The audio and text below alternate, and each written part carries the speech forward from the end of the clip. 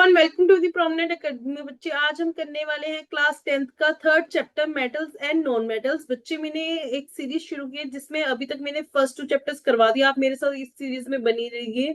मैं आपको sample papers सब कुछ इसमें करवाऊंगी। बच्चे आपको प्लेलिस्ट मिल जाएगी ये सभी चैप्टर्स की, तो देख लेना। अब हमने ये कहा है इस चैप्टर में, कहते हैं जो एलिमेंट्स हैं वो मेटल या फिर नॉन मेटल में डिस्टिंग्विश होते हैं एज पर उनकी प्रॉपर्टीज। अगर मैं मेटल्स की बात करूं, कहते हैं अगर हम देखें तो हमारे आसपास बहुत सारे मेटल्स और नॉन मेटल्स हैं जिनको आप डेली बेसिस पे यूज करते हैं। जैसे कि एक्टिविटी 3.1 में इन्होंने क्या कहते हैं, आप करो आयरन, कॉपर, एल्यूमिनियम और मैग्नीशियम लो। ठीक है, अब पहले तो देखो कि उनकी अपीयरेंस कैसे आपको दिखती है। ठीक है, उसके बाद उनको रब करो, साफ करो, फिर सैंड पेपर के साथ साफ करने के बाद फिर देखो अपीयरेंस क्या होगी। बेटे क्या होता है ना, जैसे आयरन की बात करूं मैं, आयरन पे ना रस्टिंग हो जाती है। रस्टिंग के कारण इसका जो कलर है वो आपको डल दिखेगा और ये ना आपको रेडिश ब्राउन कलर का दिखता है। वे वही जब आप इसको क्लीन कर दोगे, क्लीन करने के बाद जैसे इन्होंने कहा ना सैंड पेपर के साथ क्लीन करो, क्लीन करने के बाद ये आपको शाइनी सा दिखेगा। ऐसे ही नेक्स्ट कॉपर ले लो, कॉपर भी आपको बिल्कुल डल सा दिख रहा होगा अगर अपने आसपास देखोगे। और एक ना इस पे ग्रीनिश सी लेयर बन जाती है, कोटिंग सी हो जाती है इस पे, और साफ करने के बाद ये भी शाइनी सा लगेगा। ऐसे आप एल्यूमिनियम ले लोगे, उसका कलर भी आपको क्या एक डल व्हाइट कवरिंग सी दिखेगी उस पे भी। क्लीन करोगे तो ये भी आपको साफ सुथरा शाइनी सा दिखेगा। ऐसी मैग्नीशियम है, मैग्नीशियम का जो डल ग्रे कलर आ जाएगा, और इसको भी जब आप साफ करोगे तो आपको एक शाइनी कलर दिखता है। मतलब कि अगर आप किसी मेटल को सैंड पेपर के साथ रब करते हो तो उसके ऊपर जितना भी वो डस्ट होता है वो सारा कुछ मिट जाता है, मतलब ऑक्सीडाइज फॉर्म जो होते हैं वो मिट जाते हैं, जिसके कारण हमारे पास जो मेटल की शाइनी सरफेस है वो आ जाती है। तो इससे एक तो ये चीज पता लगी, जो मेटल होते हैं उनकी शाइनिंग सरफेस होते हैं। उसके बाद यहाँ पे भी यही चीज लिखी है कि अगर प्योर स्टेट में होगी तो वो शाइनी सरफेस उनके होते हैं, तभी करके हम कहते हैं जो मेटेलिक होते हैं वो लस्टर होते हैं। इसके अलावा भी इन्होंने कहा है, कहते हैं आयरन, कॉपर, एल्यूमिनियम और मैग्नीशियम इनके ही पीसेस लो और इनको कट करने की कोशिश करो। कहते हैं उसके बाद कहते हैं क्या करो, सोडियम मेटल का एक पीस होल्ड करो टोंग के साथ, और कहते हैं जो जो सोडियम होता है उसको बड़े ध्यान से पकड़ना होता है। ऐसा क्यों, कहते हैं और इनको वॉच ग्लास पे रखो, नाइफ के साथ कट करने की कोशिश करो, फिर देखो कि क्या ऑब्जर्वेशन होगी। बच्चे अगर मैं बात करूं आयरन की, आयरन हो गया, कॉपर हो गया, बच्चे ये बहुत ही ज्यादा हार्ड मेटल्स होते हैं तो इनको कट करना इजिली नहीं है। वही एल्यूमिनियम की बात करूं, वो स्लाइटली सॉफ्ट होता है, हार्ड है बट हाँ थोड़ा सा हम कह सकते हैं फिर भी कॉपर और आयरन से थोड़ा सा फिर भी सॉफ्ट होता है। वही मैग्नीशियम की बात करूं, वो तीनों से ही ज्यादा सॉफ्ट है। तो अगर हम कटिंग की बात करें तो जो एक सोडियम होता है, एक हमारा पोटेशियम होता है, ये ऐसे मेटल्स होते हैं बच्चे जो हमारे सॉफ्ट मेटल्स होते हैं जिनको आप नाइफ से काट सकते हो। इसके अलावा जितने भी मेटल्स है ना बच्चे, उनको नाइफ के साथ काटना बहुत डिफिकल्ट है। तो आप एक तो चीज ये कह सकते, दूसरी क्या है, इनकी जो हार्डनेस है वो मेटल टू मेटल चेंज होती है बच्चे। तो इन्होंने भी यही कंक्लूड किया कि मेटल्स जो है जनरली वो हार्ड होते हैं, जो इनकी हार्डनेस है वो मेटल टू मेटल वेरी करती है। उसके बाद इन्होंने कहा आयरन, जिंक, लेड और कॉपर इनको लो। अब प्लेस को इनको क्या करो, आप इनको एक आयरन के ब्लॉक के ऊपर रखो और उस पर लगातार हैमर्स मारो। उसके बाद देखो कि क्या चेंजेस आएंगे। बच्चे दो टाइप के चेंजेस आ सकते हैं, या तो ये मेलेबल हो सकते हैं या फिर ये डक्टाइल हो सकते हैं। मेलेबल का मतलब होता है जब ये शीट में कन्वर्ट हो जाए, और डक्टाइल का मतलब है जब ये वायर में कट हो जाए। तो हम ये कह सकते हैं, जैसे मेलेबल में मैं अगर बात करूं तो हमारे पास एक गोल्ड होता है, एक सिल्वर, ये शीट की फॉर्म में कन्वर्ट हो सकते हैं। वही अगर मैं डक्टाइल की बात करूं जो वायर फॉर्म में हो सकता है, जैसे कॉपर हो गया, एल्यूमिनियम हो गया, आयरन हो गया, गोल्ड हो गया एंड सिल्वर। मतलब गोल्ड सिल्वर जो है उसको आप किसी भी शेप में कर सकते हो, चाहे शीट की फॉर्म में कर लो चाहे वायर की फॉर्म में। यही ऑब्जर्वेशन हमें 3.4 और 3.3 और 3.4 से मिलती है बच्चे। ये चीज समझ आई, यही चीज यहाँ पे आपको लिखी हुई है। उसके बाद इन्होंने कहा, कहते अब आप क्या करो, मेटल को हीट अप करने की कोशिश करो, देखो क्या मेटल जो है वो बर्न होता है। जो मेटल्स होते हैं ना वो बच्चे गुड कंडक्टर ऑफ हीट होते हैं, जिसके कारण इनकी जो मेल्टिंग पॉइंट होते हैं वो कंपैरेटिवली बहुत हाई होती है। वही यहाँ पे कुछ एक्सेप्शनल केसेस भी हैं, जैसे लेड और मर्करी है। कंपैरेटिवली अगर बाकी सभी मेटल से देखें तो ये पुअर कंडक्टर ऑफ हीट है बच्चे। नेक्स्ट एक्सपेरिमेंट में इन्होंने क्या किया, कहते हैं आप एक ये सर्किट है, यहाँ पे एक मेटल लगाओ और देखो क्या क्या इसमें से सर्किट पास होगा, क्या इसमें बल्ब ग्लो होगा। जो ना हमारे मेटल्स होते हैं बच्चे वो गुड कंडक्टर ऑफ इलेक्ट्रिसिटी होते हैं। हाँ, अगर आप मेटल बीच में रखोगे तो वो अच्छे से जो है अपना नेटवर्क पास करते हुए यहाँ पे बल्ब ग्लो कर देंगे बच्चे। समझ आई बात? नेक्स्ट अगर मैं बात करूं इस एक्टिविटी की, इन्होंने कहा, कहते हैं कि नॉन मेटल्स के बारे में अब आपने बताना है। कहते हैं कि अगर हम पिछले चैप्टर में ध्यान से पढ़े तो हमने देखा था कि कंपैरेटिवली हमारे पास जो नॉन मेटल होते हैं वो थोड़े से होते हैं। कहते हैं इसमें से अगर मैं कार्बन की बात करूं, carbon, sulphur, iodine, oxygen, hydrogen, ये सारे हमारे पास क्या है, नॉन मेटल्स है। नॉन मेटल्स सॉलिड फॉर्म में भी हो सकते हैं, गैसियस स्टेट में भी हो सकते हैं। एक्सेप्शन है क्या, ब्रोमीन की, जो कि लिक्विड स्टेज में भी हमारे पास प्रेजेंट है। 3.7 एक्टिविटी में हमें क्या कहा है कि हमने क्या लेना है, एक तो कॉपर ले लेना है, ठीक है, एक हमने सल्फर ले लेना है, एक हमने आयोडीन ले लेना है, और हमने देखना है कि इनका किस टाइप का सरफेस है। बच्चे अगर मैं सरफेस की बात करूं तो हमारे पास जो सरफेस है, जो कॉपर और सल्फर का सरफेस होता है बच्चे, ये तो होता है बिल्कुल डल। बट जो आयोडीन होता है ना, ये एक्सेप्शनली बहुत ज्यादा शाइनी होता है। वही नेक्स्ट हार्डनेस की बात करूं तो जो हमारे नॉन मेटल्स होते हैं ये सारे के सारे ही सॉफ्ट होते हैं और ब्रिटल होते हैं, मतलब टुकड़ों में टूट जाते हैं। मेलेबल होते हैं, नो, वो मेटल की प्रॉपर्टी है, ना ही डक्टाइल फॉर्म में हो सकते हैं, नो, ये भी नहीं हो सकता।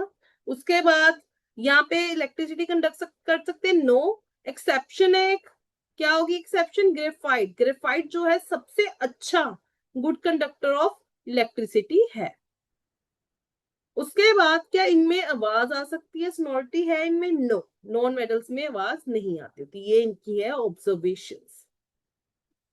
तो फाइनल ऑब्जर्वेशंस, अब हमने मेटल का भी पढ़ लिया, नॉन मेटल का भी। हमें क्या पता लग रहा है कि जितने भी हमारे मेटल्स हैं वो सॉलिड होते हैं एक्सेप्ट मरकरी, जो कि रूम टेम्परेचर में बिल्कुल ही लिक्विड ही फॉर्म में हो सकता है।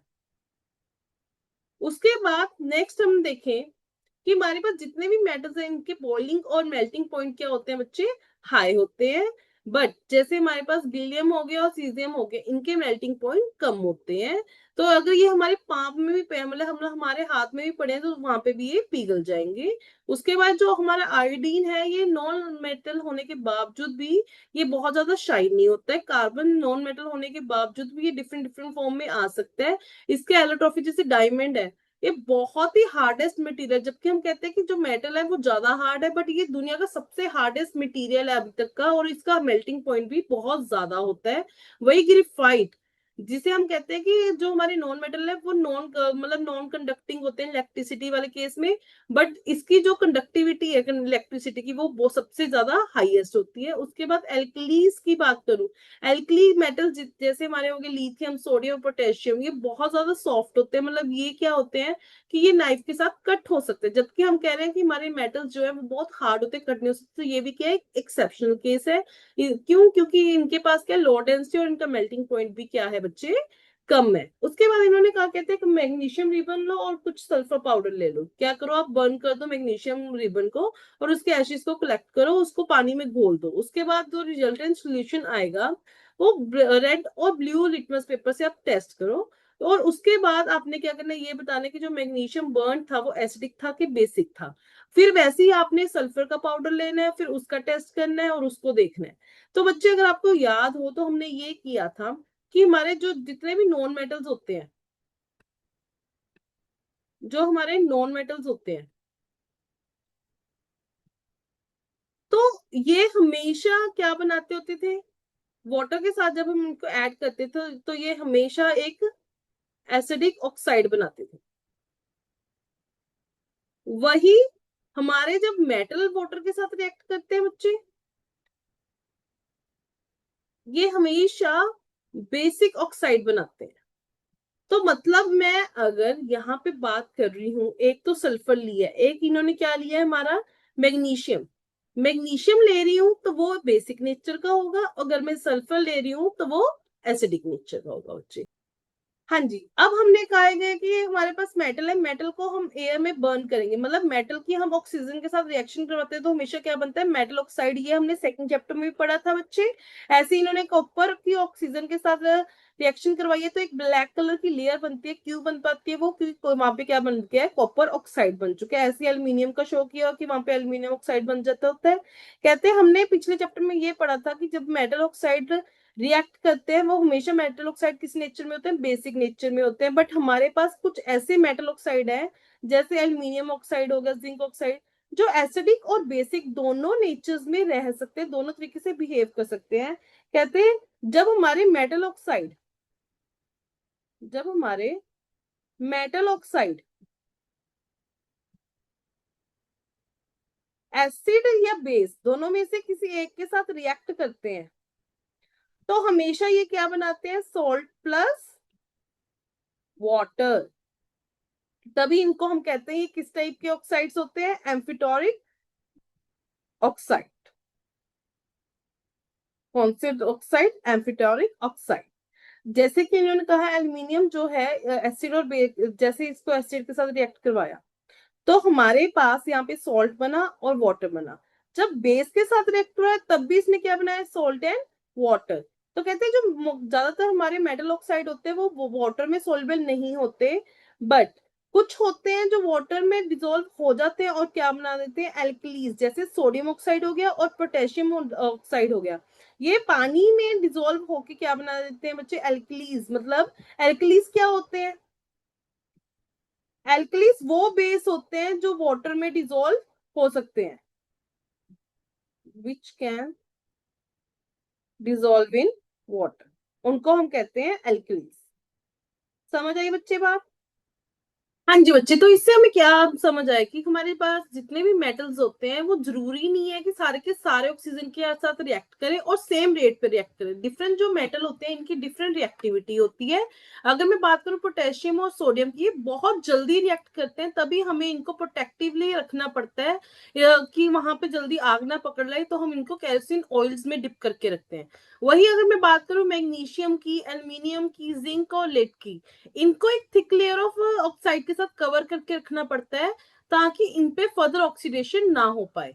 वही हम बात करें आयरन की, आयरन जो है वो बर्न नहीं हो सकता हीटिंग पे, बट अगर हम आयरन फिलिंग की अगर यूज करें, अगर उनको हम डायरेक्टली फ्लेम के ऊपर रखें, वो बहुत विगरसली हीट कर सकते हैं। वही कॉपर की बात करें, कॉपर भी बर्न नहीं होता बट जो हॉट मेटल्स होते हैं जिनके ऊपर ब्लैक कलर की कोटिंग होती है, जैसे कॉपर ऑक्साइड वगैरह के ऊपर, तो ये हॉट, मतलब ये अच्छे तरीके से रिएक्ट कर सकते हैं। वही सिल्वर गोल्ड की बात करूं तो ये भी ऑक्सीजन के साथ रिएक्ट नहीं कर सकती, इवन चाहे आप जितना मर्जी हाई टेम्परेचर इनको प्रोवाइड कर दो। उसके बाद इन्होंने कही टॉपिक एनोडाइजेशन। एक क्या होता है, एक प्रोसेस होता है जिससे हम जो थिक ऑक्साइड लेयर है वो एल्यूमिनियम के ऊपर बना देते हैं, क्यों, कि ये फर्दर कोरिजन ना हो इसकी, ये प्रोटेक्टेड रहे और इसको हम दोबारा से रीगेन कर सकते हैं बाय इलेक्ट्रोलाइसिस का प्रोसेस। हम हाइड्रोक्लोरिक एसिड के साथ इसको रिएक्ट करके कर सकते हैं। जो ऑक्सीजन गैस इवॉल्व होती है वो एनोड पे आती है और जो कि फर्दर रिएक्ट करती है एल्यूमिनियम के साथ, कि वहां पे एक थिक सी प्रोटेक्टिव ऑक्सीजन की हमारे पास लेयर बन पाए।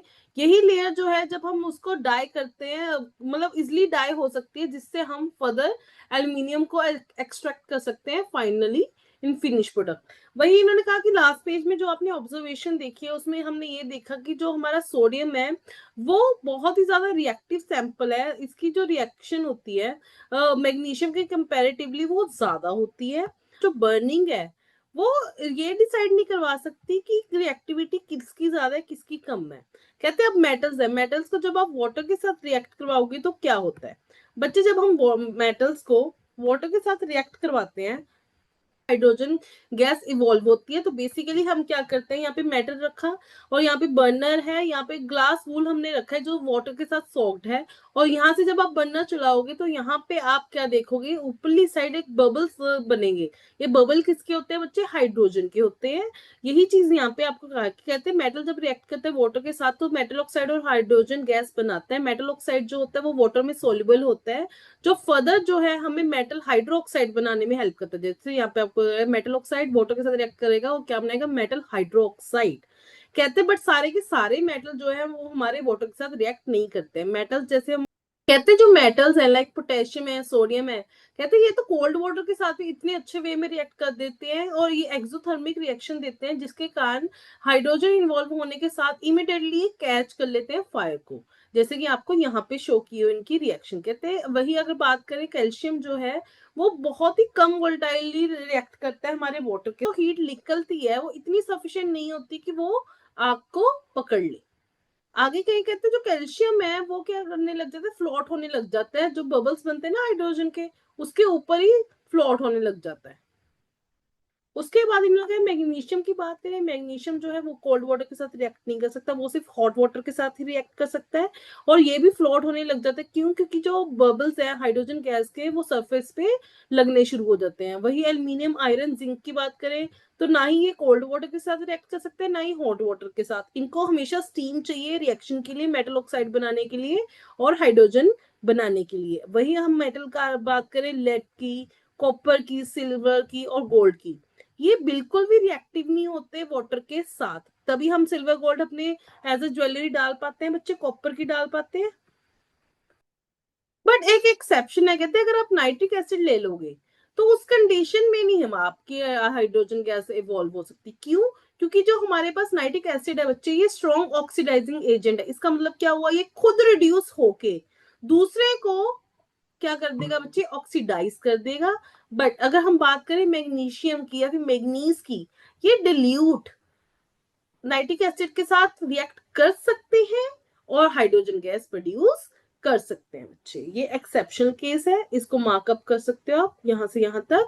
वैसे ही इन्होंने कहा, कहते हैं अगर आप 3.11 से अगर देखें तो यहाँ पे आप देखोगे रेट ऑफ जो फॉर्मेशन है वो बहुत ही ज्यादा फास्टर होगी। अगर हम मैग्नीशियम का केस लेते हैं, जो रिएक्शन है वो एक्सोथर्मिक है, रिएक्टिविटी डिक्रीज करते हैं जैसे हम इस ऑर्डर में चले। कहते हैं अगर हम कॉपर की बात करें तो उस केस में तो हमें बबल्स ही नहीं दिखेंगे और टेम्परेचर में भी कोई चेंज नहीं आएगा। क्यों, क्योंकि जो हमारा कॉपर है वो HCl के साथ रिएक्ट नहीं करता। तो आज हमने दो चीजें सीखी अभी कि HCl जो है, HCl कॉपर के साथ रिएक्ट नहीं कर सकता, और जो हमारा नाइट्रिक एसिड है वो किसके साथ नहीं रिएक्ट कर सकता, एक मैग्नीशियम एक मैग्नीज।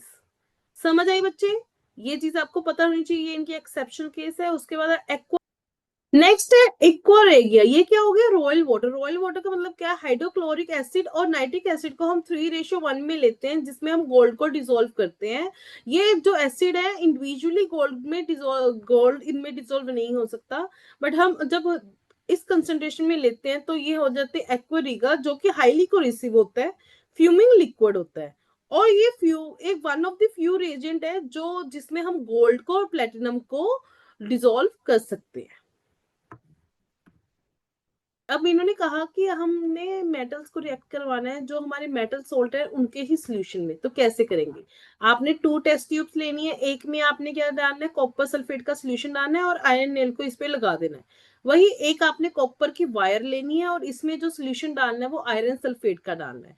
तो 20 मिनट के लिए रखना है और फिर देखने की क्या हो रहा है। पहली बात तो बच्चे इसमें होगी डिस्प्लेसमेंट रिएक्शन। दूसरी बात, सिर्फ आप ए में चेंज पाओगे, बी में चेंज नहीं पाओगे। क्यों, क्योंकि जो कॉपर होता है वो लेस रिएक्टिव होता है आयरन से, यहाँ पे भी लिखा होगा कॉपर है वो आयरन से लेस रिएक्टिव है। इसके कारण जो है आपको सिर्फ इसमें ही रिएक्शन दिखेगी। बेसिकली क्या होता है, इसमें हमने क्या लिया, एक आयरन लिया प्लस हमारे पास कॉपर सल्फेट है, तो इसमें डिस्प्लेसमेंट होगी, जो आयरन है वो आयरन सल्फेट बन जाएगा और हमारे पास कॉपर अलग हो जाएगा बच्चे। तो इसमें यही चीज बताइए कि हमारे जितने भी मेटल्स होते हैं वो इक्वली रिएक्टिव नहीं होते हैं। जो कुछ है वो वेरियस मेटल जो है वो ऑक्सीजन के साथ रिएक्ट कर सकते हैं, वाटर के साथ, एसिड के साथ, बट सभी के सभी रिएक्ट करें इन सभी के साथ ये जरूरी नहीं है। हमें अलग अलग यहाँ पे आपको अलग अलग सैंपल्स दिए हुए हैं, अलग अलग हमारे पास मेटल है, इनकी रिएक्टिविटी बताई हुई है मिनिमम टू मैक्सिमम।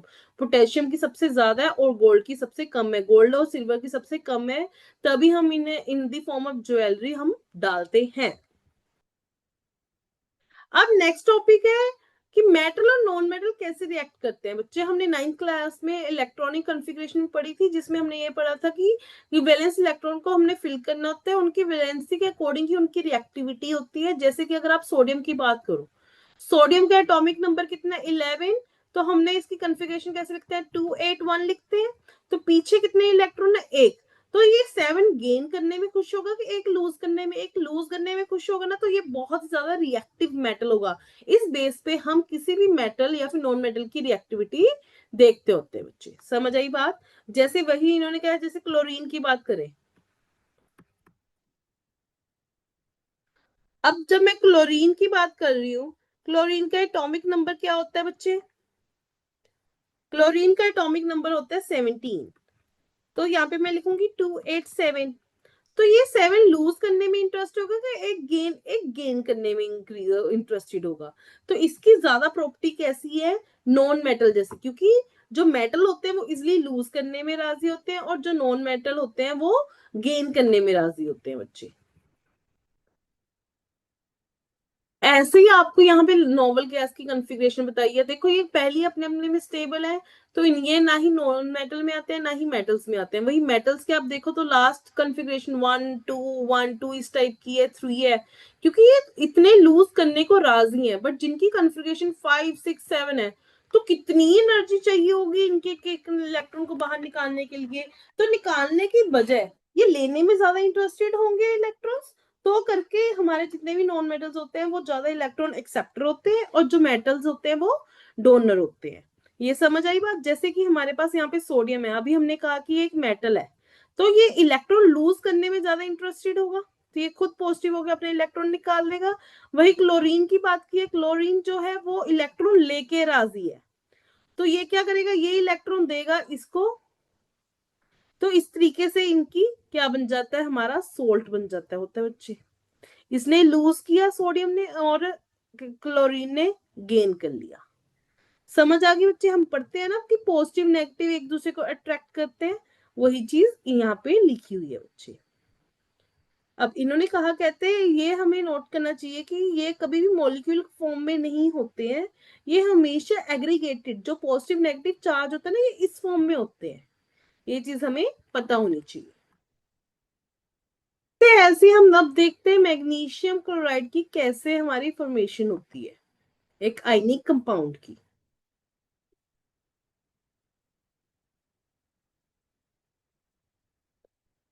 मैग्नीशियम का एटॉमिक नंबर होता है बच्चे 12। तो इसकी कॉन्फ़िगरेशन होगी 282। तो ये 2 लूज करने में राजी है। वही क्लोरीन जो है वो गेन करने में राजी होता है, बट एक इलेक्ट्रॉन गेन करने में राजी होता है। वही हम 2 क्लोरीन अगर यूज कर लें, तो इसका फॉर्मूला क्या बन जाता है, MgCl2। तो यहाँ पे इसने अपने 2 लूज किए हैं और इसने 2 गेन किए हैं बच्चे, समझ आई बात। Next topic is properties of ionic compound. इन्होंने कहा कि ये आपने लैब में से कुछ कंपाउंड्स लेके आने हैं, सबसे पहले इनकी फिजिकल स्टेट देखनी है। बच्चे फिजिकल स्टेट की बात करूं तो मोस्टली जितने भी हमारे सॉल्ट्स होते हैं, जैसे ये वाले सॉल्ट्स, ये सारे के सारे सॉलिड स्टेट में होते हैं। उसके बाद इन्होंने कहा, कहते हैं आप एक काम करो, इनकी थोड़ी थोड़ी सी अमाउंट लो एक मेटल के स्पैचुला के ऊपर, और इनको डायरेक्ट फ्लेम पे रखो, उसके बाद ऑब्जर्वेशन देखो क्या होगी। क्या ये मेल्ट करेंगे। हमारे जितने भी सॉल्ट होते हैं बच्चे वो इजिली मेल्ट नहीं करते, ना ही इनमें से कोई कलर निकलता है। क्यों, क्योंकि हमारे जितने भी आयनिक कंपाउंड्स होते हैं, इनका जो मेल्टिंग पॉइंट होता है वो बहुत ज्यादा हाई होता है। उसके बाद नेक्स्ट इन्होंने कहा, कहते फिर अब इनको क्या करो, आप डिसोल्व करके देखो वाटर में, पेट्रोल में और केरोसिन में, फिर देखो क्या इनकी सोलिबिलिटी होती है। बच्चे जितने भी हमारे सोल्ट होते हैं ना, वाटर में तो सोलिबल होते हैं, बट पेट्रोल और केरोसिन में सोलिबल नहीं होते। तो हम ये भी कह सकते हैं कि हमारे जो आयनिक कंपाउंड्स हैं ये सिर्फ वाटर सोल्यूबल होते हैं। ठीक है। फिर उसके बाद नेक्स्ट फिर इन्होंने कहा, कहते अब आपने क्या करके देखना है, आप एक अब ऐसे करो, जो इलेक्ट्रोड्स हैं उनको एक सॉल्ट सोल्यूशन में, एक एक सॉल्ट सोल्यूशन हो, और उसमें बल्ब देखो कि ग्लो होगा कि नहीं होगा, क्या ऑब्जर्वेशन आती है, आपने ये देखना है। तो अगर आप देखोगे जितने भी हमारे एक्वा सॉल्ट सोल्यूशन होते हैं, मतलब अगर आप इनको पानी में घोल दोगे, फिर तो ये सारे के सारे सोल्ट ही बल्ब को ग्लो करवा देंगे। अगर आप इनको ड्राई फॉर्म में ही रख के करोगे कि हाँ उसमें ग्लो हो जाएगा, फिर उस कंडीशन में बल्ब ग्लो हमारा नहीं होगा बच्चे। उसके बाद इन्होंने कहा, कहते हैं what is your infer about the nature of compounds, हमें क्या पता लग रहा है कि कैसा नेचर है हमारे आयनिक कंपाउंड्स का। ये सारे के सारे हमारे आयनिक कंपाउंड्स है, तो क्या पता लग रहा है, एक तो कि ये सारे के सारे क्या होते हैं, सॉलिड। सेकेंड, इन सभी का क्या है, high melting point and boiling point, ये पता लग रहा है हमें। ये सारे के सारे क्या है, वाटर सोल्यूबल है। और जो ये कंडक्टिविटी देते हैं इलेक्ट्रिसिटी, वो सिर्फ मोल्टन स्टेज या फिर एक्वस कंडीशन में ही देते हैं बच्चे। और लास्ट, ये कभी भी सॉलिड स्टेट में कभी भी इलेक्ट्रिसिटी कंडक्ट नहीं करेंगे। समझ आई बच्चे बात? नेक्स्ट, अब हमें दिया हुआ है मेल्टिंग पॉइंट दिए हुए हैं, कुछ बॉइलिंग पॉइंट दिया, आप इससे भी एनालाइज कर सकते हो इनके मेल्टिंग बॉइलिंग पॉइंट कितने ही ज्यादा है। तो इस पेज में जो लिखा है वो वही है जो मैंने अभी आपको पॉइंट लिखवाया है कि जो आयनिक कंपाउंड्स है वो सॉलिड स्टेट में होते हैं, क्योंकि इनके बीच में स्ट्रॉन्ग फोर्सेस ऑफ अट्रैक्शन होती है पॉजिटिव नेगेटिव की। तभी ये जो कंपाउंड्स होते हैं वो ब्रिटल नेचर के होते हैं, ये छोटे छोटे पीसेस में ब्रेक हो जाते हैं। इनका मेल्टिंग बॉइलिंग पॉइंट बहुत ज्यादा होता है। क्यों? क्योंकि इनके बीच में इंटर आयनिक अट्रैक्शन बहुत ज्यादा होती है। इनकी सॉल्युबिलिटी जो है वो वाटर में ज्यादा होती है, ये भी मैं आपको समझा चुकी हूँ। कंडक्टिविटी की बात करें वो भी हमने कर चुके हैं, क्योंकि आइंस की मूवमेंट चाहिए होती है, तो वाटर ही आइंस देता होता है, जिसके कारण इलेक्ट्रिसिटी जो है वो करंट जो है पास हो सकता है, सॉलिड स्टेट में नहीं हो सकता। इसी के कारण ही हम जो कहते हैं कि ये सॉल्युबल फॉर्म में ही कंडक्टिविटी शो कर सकते हैं बच्चे। समझ आई बात? उसके बाद बात करें अक्रेस ऑफ मेटल की। जो मेटल है वहां कहाँ पे प्रेजेंट होते हैं, जो अर्थ क्रस्ट होती है बच्चे वहां पे सबसे ज्यादा आपको मेटल मिलते हैं। सी वाटर के पास भी कुछ सॉल्युबल सॉल्ट्स होते हैं, जैसे कि सोडियम क्लोराइड हो गया, मैग्नीशियम क्लोराइड हो गया, वही कुछ कंपाउंड्स होते हैं वो नेचुरली हमारे अर्थ क्रस्ट में प्रेजेंट होते हैं। इनको हम मिनरल्स कहते हैं। कुछ प्लेसेस जैसे मिनरल्स जो है उनमें हाई परसेंटेज ऑफ मेटल्स होती हैं। जो मेटल्स होते हैं वो प्रॉफिटेबल एक्सट्रैक्ट मटेरियल होते हैं, जिनको हम, जो ये मिनरल्स हैं जिसमें से हमें मेटल मिलते हैं, इनको हम ओर्स कहते हैं। तो हम अब मेटल्स की एक्सट्रैक्शन करते कहते हैं। ये एज पर इनकी रिएक्टिविटी कितनी है उस बेसिस पे हम इनको एक्सट्रैक्ट करते हैं बच्चे। कुछ मेटल्स जो है वो तो फ्री स्टेट में ही पड़े होते हैं, बट कुछ जो होते हैं वो कंपाउंड स्टेट में होते हैं। इन्होंने कहा कुछ मेटल जो बॉटम एक्टिविटी सीरीज में होते हैं वो लेस एक्टिव होते हैं और वो फ्री स्टेट में प्रेजेंट होते हैं बच्चे, जैसे कि गोल्ड हो गया, सिल्वर हो गया। हमने अभी पढ़ा था कि गोल्ड सिल्वर जो है हमारे फ्री स्टेट में होते हैं। वही अगर मैं कॉपर और सिल्वर की बात करूँ, ये कंबाइंड स्टेट में भी प्रेजेंट होते हैं विद सल्फाइड और या फिर ऑक्साइड के और के साथ। जो मेटल्स हैं जो टॉप वाले हैं ये सारे के सारे रिएक्टिव है। अगर ये सारे के सारे रिएक्टिव है तो ये कभी भी हमें फ्री स्टेट में मिल नहीं सकते।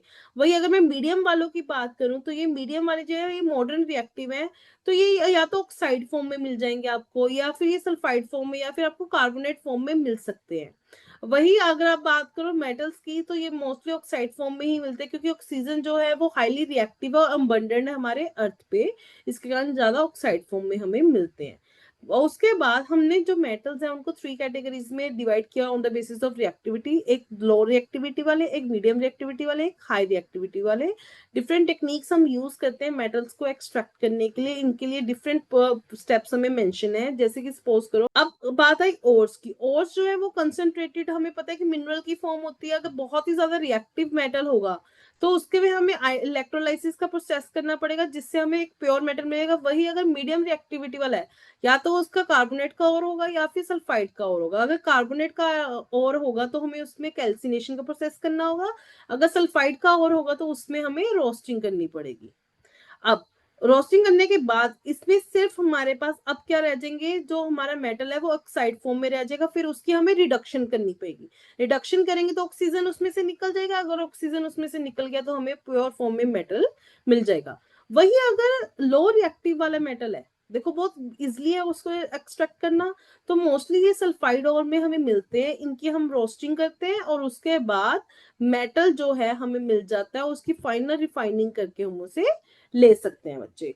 अब कहते हैं कि ओस जो है हम माइन करते हैं अर्थ में से, वो मोस्टली कंटेमिनेटेड होते हैं, उनके साथ इम्प्योरिटीज वगैरह भी लगी होती है जिसे हम गैंगियो कहते हैं। ये इम्प्योरिटीज जो है वो रिमूव की जाती हैं सबसे पहले, जब हमने मेटल की एक्सट्रैक्शन करनी है उससे पहले ये डस्ट वगैरह हमें रिमूव करनी पड़ती है। पास गैंगियो आ रहा है या फिर और आ रहा है, वो किस फिजिकल या फिर केमिकल प्रॉपर्टीज में है। डिफरेंट डिफरेंट टेक्निक इसके अकॉर्डिंग ही हम यूज करते हैं। जैसे कि अगर मैं बात की कि जो मेटल है हमारे लो इन एक्टिविटी सीरीज है, तो वो हाईली नॉन रिएक्टिव है। नॉन रिएक्टिव का होने के कारण वो उनकी जो एक्साइड फॉर्म है उसको अगर आप जस्ट हीट अप कर दो तो उसी से ही आप प्योर ले सकते हो। जैसे कि इन्होंने यहाँ पे कुछ और लिया हुआ है हमारा मर्क्यूरी का, मर्क्यूरी के और को क्या किया इन्होंने, हीट अप किया तो वो ऑक्साइड फॉर्म में कन्वर्ट हुआ, वही ऑक्साइड फॉर्म को फर्दर रिड्यूस कर दिया, रिड्यूस कर दिया तो वो प्योर फॉर्म में मिल गया। ऐसे इन्होंने कॉपर का लिया कि कॉपर जो है अपना इम्प्योर स्टेट में है, उसको पहले ऑक्सीडाइज किया और ऑक्सीडाइज करने के बाद उसको फर्दर रिड्यूस किया और हमारे पास प्योर फॉर्म आ गई। फिर वो वाले मेटल्स आए जो मिडल में थे, जैसे आयरन हो गया, जिंक हो गया, लेड हो गया। कहते हैं ये मोस्टली सल्फाइड या फिर कार्बोनेट नेचर में मिलते हैं, बट अगर हमें ऑक्साइड नेचर में मिल जाए तो उनकी इजिली एक्सट्रैक्शन हो सकती है। अब यहाँ पे दो डेफिनेशन है, एक तो है रोस्टिंग, एक है कैल्सिनेशन। अगर मैं बात करूँ रोस्टिंग का, तो सल्फाइड जो होते हैं वो बहुत ही ज्यादा हीट में, बहुत ही ज्यादा जब हमारे पास एक्सेस एयर है और बहुत स्ट्रॉन्ग हीट है, उसमें जो ये ऑक्साइड्स बनाते हैं उसको हम रोस्टिंग कहते हैं। बट वही कार्बोनेट आयंस जो है वो लिमिटेड एयर में, बट जो यहाँ पे हीटिंग होगी वो स्ट्रॉन्ग होगी, वो उस कंडीशन में ऑक्साइड्स बनाते हैं, तो उसको हम कहते हैं कैल्सिनेशन प्रोसेस।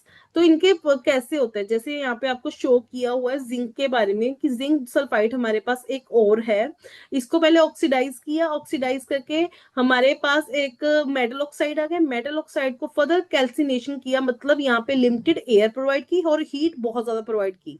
तो यहाँ पे जो हमारा मेटल ऑक्साइड है वो रिड्यूस हो जाएगा, और यहाँ पे रिड्यूसिंग एजेंट जो हम यूज करते हैं जैसे कार्बन वगैरह यूज कर लेते होते हैं, तो इससे क्या है कि ये इजिली रिड्यूस हो जाते हैं, हमारे पास एक प्योर फॉर्म आ जाती है हमारे मेटल की। इसके बाद इन्होंने फर्दर कहा है कि बिसाइड हम कॉपर के रिड्यूस करें कि हमारे मेटल ऑक्साइड को मेटल में हम कई बार डिस्प्लेसमेंट रिएक्शन भी यूज कर लेते हैं, जो हाईली रिएक्टिव मेटल्स है जैसे सोडियम हो गया, कैल्शियम हो गया, एल्यूमिनियम हो गया। तो उस केस में हम क्या करते हैं, तो उस केस में हम ना रिड्यूसिंग एजेंट यूज करते हैं। क्यों? क्योंकि ये ना जो मेटल्स होते हैं ये लो रिएक्टिव वालों को डिस्प्लेस कर देते होते हैं। जैसे अगर मैं मैग्नीशियम डाइऑक्साइड की बात करूं, जब इसको हम एल्यूमिनियम पाउडर में हीट अप करते हैं तो इस टाइप की रिएक्शन हो जाती है, मतलब मैग्नीशियम अलग हो जाता है, जो एल्यूमिनियम है वो ऑक्साइड हो जाता होता है, इस तरीके से ये बट जो ये डिस्प्लेसमेंट रिएक्शन, हमारे जितने भी डिस्प्लेसमेंट रिएक्शन होते हैं ना बच्चे, ये बहुत ही ज्यादा एक्सोथर्मिक नेचर के होते हैं, मतलब इनमें बहुत ज्यादा हीट इन्वॉल्व होती है। जैसे कि अगर मैं आयरन ऑक्साइड की बात करूं, जब हम इसको एल्यूमिनियम के साथ रिएक्ट करवाते हैं ना बच्चे, जैसे अब आप बात करो हमारे रेलवे ट्रैक्स हो गए या फिर मशीन के पार्ट्स हो गए, इनमें बहुत बड़े क्रैक्स ला देते हैं, तभी हम इस टाइप की रिएक्शन को कहते हैं थर्मिट रिएक्शंस। उसके मेटल्स की बात करें जो हमारे एक्टिविटी सीरीज में सबसे टॉप में, अगर इनकी बात करें सबसे पहले तो ये बहुत ज्यादा रिएक्टिव है, ये कभी भी हमें ऑब्टेन नहीं हो सकते, बस सिंपली अगर हम कह दें कि कार्बन में हीट कर दे, कार्बन कभी भी इनको रिड्यूस ही नहीं कर सकता। सोडियम, मैग्नीशियम, कैल्शियम हो गया, एल्यूमिनियम हो गया, इनको कभी रिड्यूस नहीं कर सकता। क्यों? क्योंकि इनकी ज्यादा एफिनिटी है कि ये ज्यादा इजिली जल्दी ऑक्सीजन को कैच करते हैं कंपेरेटिव टू कार्बन। जो ये मेटल्स होते हैं ना बच्चे, ये हम जब इलेक्ट्रोलाइसिस का प्रोसेस करते हैं हम उससे मिल सकते हैं। जैसे अगर मैं बात करूं सोडियम, मैग्नीशियम, कैल्शियम की, ये इलेक्ट्रोलाइसिस के प्रोसेस से होते हैं, जब इनके हम मोल्टन क्लोराइड को इलेक्ट्रोलाइसिस के प्रोसेस में डालते हैं। बेसिकली जो मेटल्स हैं वो कहाँ पे डिपॉजिट हो जाते हैं, कैथोड पे, और अगर मैं बात करूँ एनोड पे क्लोरीन वगैरह हमारे पहुंच जाते हैं। हमें पता है कैथोड, कैथोड क्या होती है हमारी, नेगेटिव, नेगेटिव होती है। अगर ये नेगेटिव है तो अपनी साइड पे जो पॉजिटिव चार्ज है उसको अट्रैक्ट करेगी, वही ये नोट जो है वो पॉजिटिव चार्ज होते हैं, अपने साइड पे किसको अट्रैक्ट करेगी, नेगेटिव चार्ज को। तो इस प्रोसेस के थ्रू ही हम एल्यूमिनियम को एक्सट्रैक्ट कर सकते हैं फ्रॉम इट्स एल्यूमिनियम ऑक्साइड्स।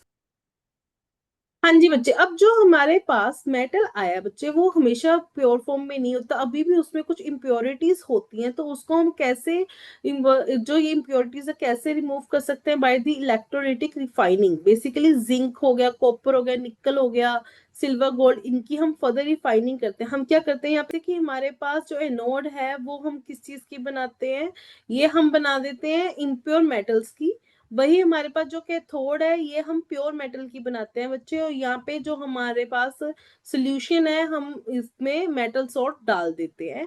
जैसे ही हम इसमें से करंट पास करेंगे, जो प्योर मेटल है हमारे एनोड में से, वो तो डिसॉल्व हो जाएगा इलेक्ट्रोलाइट में, और इक्वल अमाउंट जो है प्योर जो हमारे पास है मेटल, वो कैथोड पे जाना शुरू हो जाएगा। और जो इम्प्योरिटीज है ना, वो नीचे बैठनी शुरू हो जाती है, जो एनोड मड की जैसे बैठते हैं। तो इस तरीके से हम प्योर जो है हमारी फॉर्म मेटल की ले सकते हैं। नेक्स्ट टॉपिक है कोरिजन। कोरिजन में क्या होता है, जैसे हमारा सिल्वर है वो थोड़े टाइम के बाद काला होना शुरू हो जाता है अगर ज्यादा टाइम के लिए वो एयर में एक्सपोज है। बेसिकली क्या होता है, सल्फर जो एयर में प्रेजेंट होती है वो इसके साथ रिएक्ट कर देती है और क्या बना देती है, सिल्वर सल्फाइड। तभी इसका कलर क्या हो जाता है बच्चे, ब्लैक। वैसे ही कॉपर है वो रिएक्ट कर देता है मॉइस्ट कार्बन डाइऑक्साइड के साथ, जिसके साथ ये इसका होली होली जो ब्राउन सरफेस होता है ना, वो ग्रीन कोटिंग में कन्वर्ट हो जाता होता है।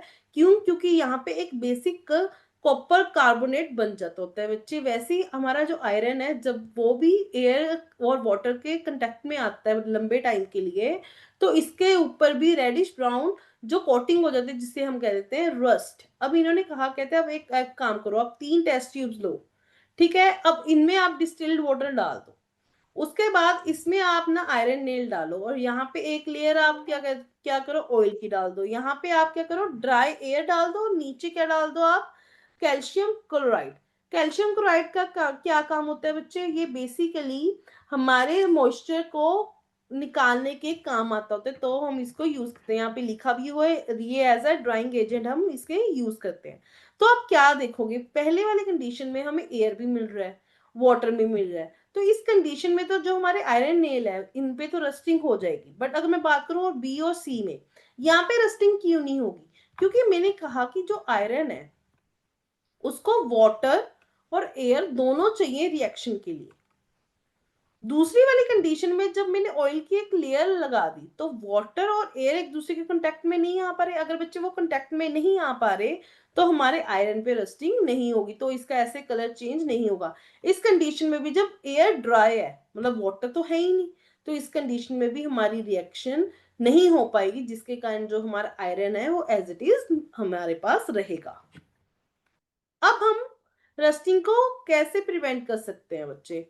या तो पेंट कर दो, या फिर ऑयलिंग कर दो, ग्रीसिंग कर दो, गैल्वेनाइजेशन कर दो, क्रोम प्लेटिंग कर दो, एनोडाइजेशन कर दो, या फिर अलॉयज बना दो। गैल्वेनाइजेशन क्या होता है, एक प्रोसेस होता है जिससे हम अपने स्टील को प्रोटेक्ट कर सकते हैं। बेसिकली हम क्या करते हैं, एक जिंक की लेयर जो है हमारे आयरन के ऊपर कोट कर देते होते हैं बच्चे। इस गैल्वेनाइजेशन प्रोसेस में क्या होता है, हमारी जिंक की कोटिंग जो है वो हमारे आयरन को लंबे टाइम के लिए प्रोटेक्ट करके रखती है। अलॉइंग में क्या होता है, ये एक अच्छा मेथड होता है जब हमने जो मेटल्स है उसकी प्रॉपर्टीज को इम्प्रूव करना हो। जैसे अगर मैं आयरन की बात करूं, तो आयरन हमें पता है कि हम इसको वाइडली बहुत ज्यादा यूज करते हैं, तो इसको कभी भी हम प्योर स्टेट में नहीं यूज कर सकते, क्योंकि प्योर स्टेट बहुत ही ज्यादा सॉफ्ट होती है और स्ट्रेचेबल होती है जब हम उसे गर्म कर दें। बट अगर इसमें थोड़ी सी अमाउंट हम कार्बन की डाल दें, तो ये बहुत ही ज्यादा हार्ड और स्ट्रॉन्ग बन जाती है। वही अगर हम आयरन को मिक्स कर दें निकल या फिर क्रोमियम में, तो इसमें हमारे पास कौन सा स्टील आ जाता है, स्टेनलेस स्टील आ जाता है, जो कि बहुत ज्यादा हार्ड होता है और इसमें भी रस्टिंग नहीं हो पाती। वही अगर हम जो आयरन है उसमें कुछ और सब्सटेंस जो है उनको ऐड ऑन कर दे, तो इसकी प्रॉपर्टीज बच्ची चेंज हो जाती होती है। इनफैक्ट जितनी भी हमारी प्रॉपर्टीज हैं वो मेटल्स की चेंज हो जाती है जब हम उन्हें किसी भी और दूसरे सब्सटेंस में ऐड ऑन कर देते होते हैं।